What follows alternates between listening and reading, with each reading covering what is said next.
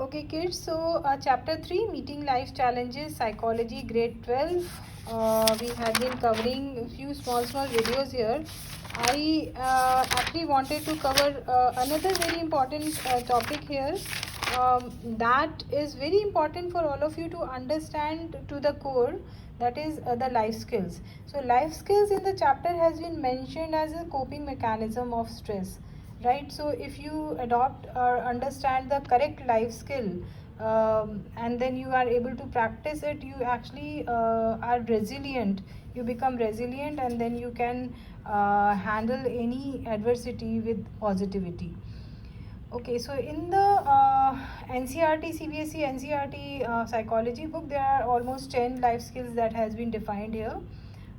So I have explained what life skills are. Life skills are basically the assertive term. Basically, it's not materialistic. It's the assertive term that actually you can inculcate and learn in your behavior management, in your methods, and in your skill sets. That will actually help you to be resilient. So what is being resilient is that a person is able to handle any situation with a strong emotional intelligence. Whatever situation comes across, the person is able to handle the adversity or any negative situation or any challenges in the life. Okay, so let's start. These all are the 10 life skills that I am going to talk about. I'll talk in short so that the video is not too long. So the first one is assertiveness, second is time management, then rational thinking, improving relationship. Improving relationship is basically about the interpersonal skills, self-care, overcoming unhelpful habits. That is where you are actually unnecessary wasting your energies. Then the lifestyle, social support, and positive attitude and positive thinking. Okay, so first let's start with assertiveness. Assertiveness, what is assertiveness? It is basically a behavior pattern. That is what we have to understand, and the skill that helps to communicate clearly and confidently. So our feelings, thoughts, needs, and wants, we are able to communicate clearly and confidently. So once you adjust with assertiveness, once you learn this life skill or master this life skill, you are able to communicate what you feel, what your point of view is, what you want, and what are your needs. That actually helps a great coping mechanism for stress. The ability to say no, that is very important. The ability to say no, to state any opinion, right? To present your opinion, that is your point of view. So if you learn to say no, and then you are assertive, and then you are able to state your point of view or your opinion, to express emotions, that is anger, love, etc. Any emotions you are able to express. Confidence, you can express confidence, high self-esteem, and solid self-identity. So assertiveness is basically where you are able to make your point of view and you can say no, and then you are connected with the reality also. Now the second point is time management. That is a very important life skill that we all must learn, be a student or a professional. So this is a very important pointer in your curriculum also. So time management is basically the quality life, right? So if you adopt a time management, then the quality of your life actually improves. So what it involves is learning to plan time, to delegate, or to reduce the pressure, right? So when you learn to delegate, when you learn to plan, then you actually can do a good time management. Delegating means you are reducing the pressure. So we'll do a productivity matrix also, where the few tasks which are actually important but not urgent, you can delegate those tasks. Okay, so knowing your goal and setting is important. One thing that you must know what your goal is, and then to do the things you value, to do the things that helps to achieve your goals. That is where you are planning your time on that. In the productivity metrics also, the urgent and the important things comes under this. where you are able to do the things, perform the things, and which you value most and which are most important to achieve your goals, right? So time management is basically organizing your life to achieve your goals with the stress management. Okay, so time management is a great attribute for stress management, and that is a life skill that we all must learn, and we keep learning. This is basically a linear process. We keep learning as we keep advancing in life. Now, rational thinking. So what is rational thinking? Basically, it's logical thinking, right?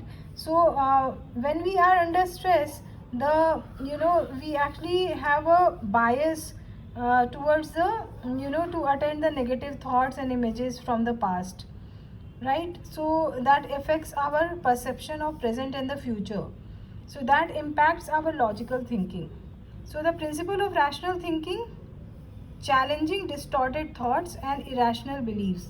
So that is basically where the rational thinking works, where you challenge the distorted thoughts, where you actually, your cognition is impaired, right? So that basically we do the cognitive restructuring. We call it cognitive restructuring, right? And the principle of rational thinking is driving out potentially, right? So basically you must drive as per your potential and challenge the negative or distorted thought through the cognitive restructuring, right? So this is what is basically rational thinking. You can read that also in your book, but here I'm trying to advise more. Distorted thinking is is basically when the situations are stressful, then the thinking is distorted, right?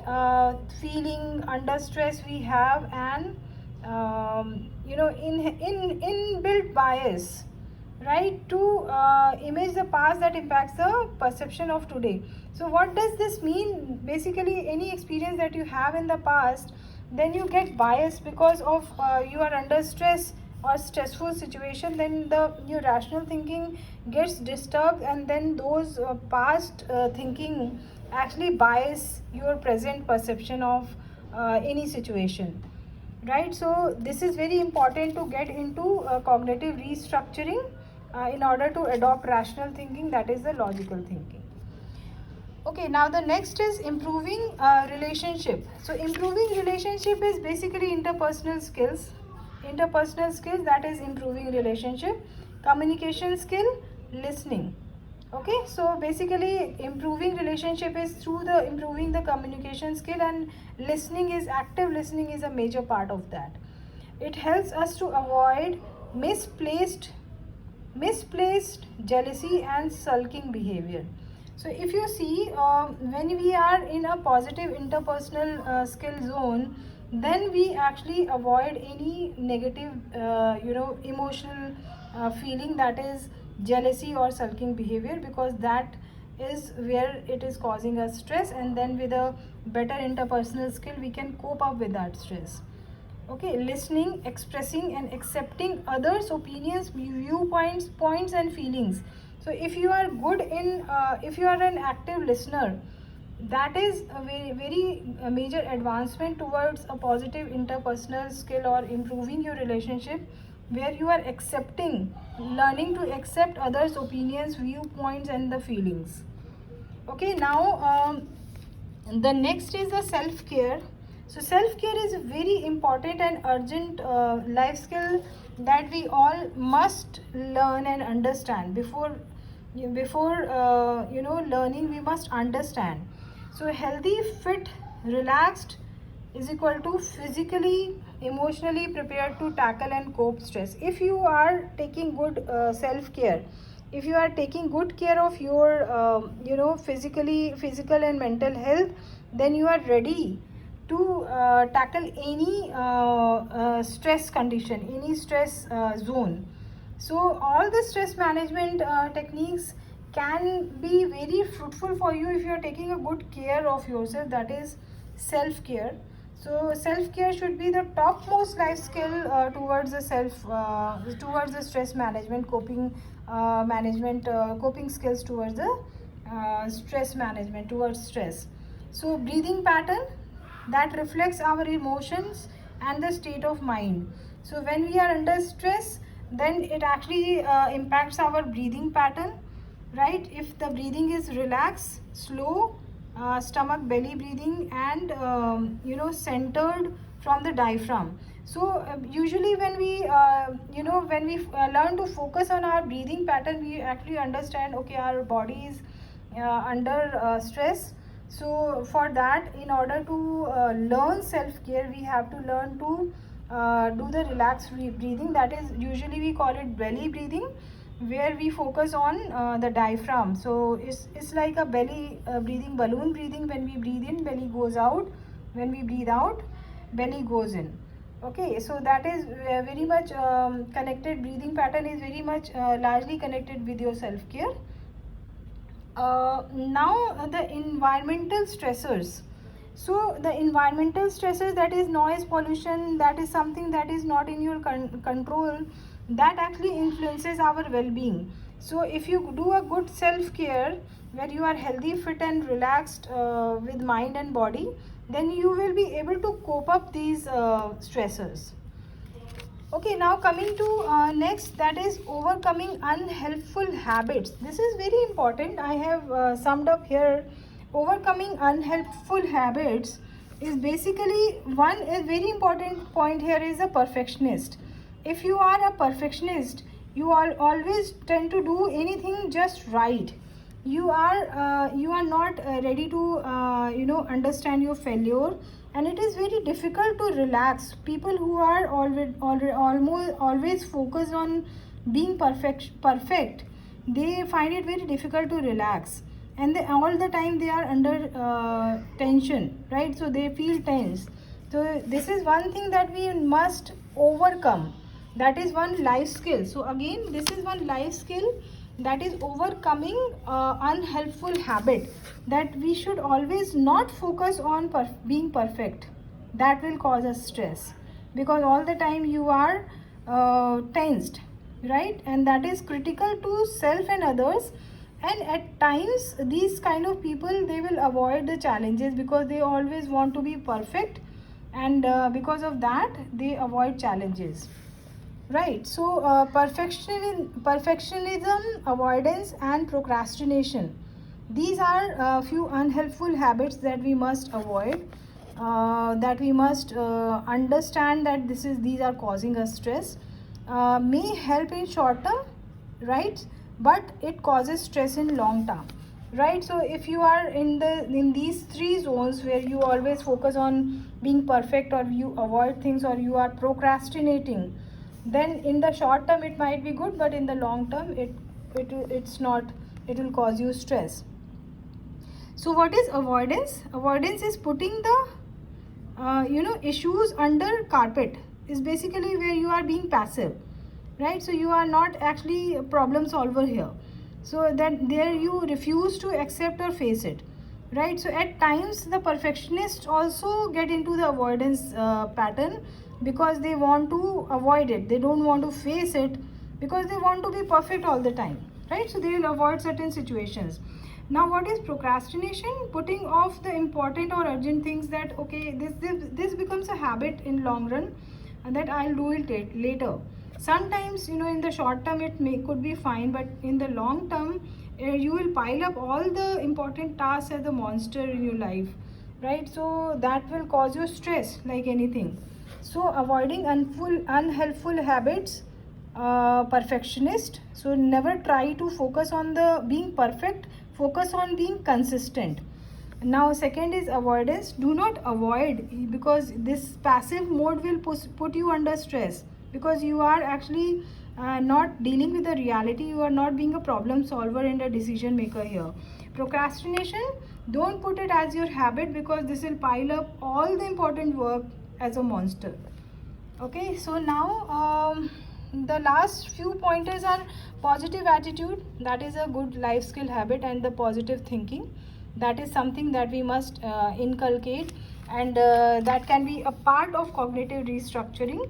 Now the social support. Okay, the social support is also a very important life skill that I have tried to sum up here.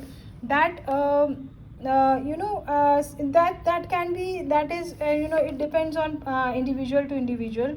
So existence, availability of the people on whom we can rely, people who care for us, value and love us.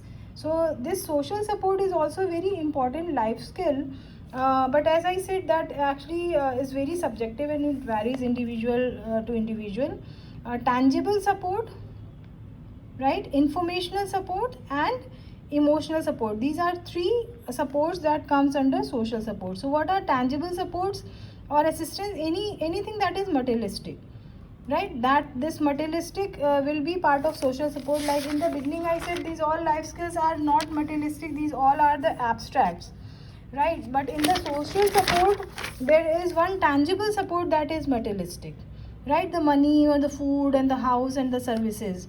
Informational support about stressful events, right, for example to manage exam stress, how you can learn, how you can take advantage of all the learning materials and the workshops and all. So these are all the informational support that also comes under social support. Now the emotional support is where this is for the sadness, anxiety, loss of self esteem, that is emotional support usually comes from the counselor or the psychologist, right? So this is also very important social support, that is a very important life skill that helps to manage the stress, and we can acquire that also. The social support is something that we can acquire, except the tangible support, except the materialistic support, because that is very subjective, that some people might not get it, but the informational and the emotional support is something that we can always acquire, right? So let me sum up now again. These life skills are basically the attitudes and the skills that we all can learn and acquire in order to face any adverse situation in our life, any challenges in our life, and to be resilient. In the NCERT CBSE book, there are almost 10 life skills that I have just defined. So I hope I could make the things clear here. Take care all of you. Bye bye.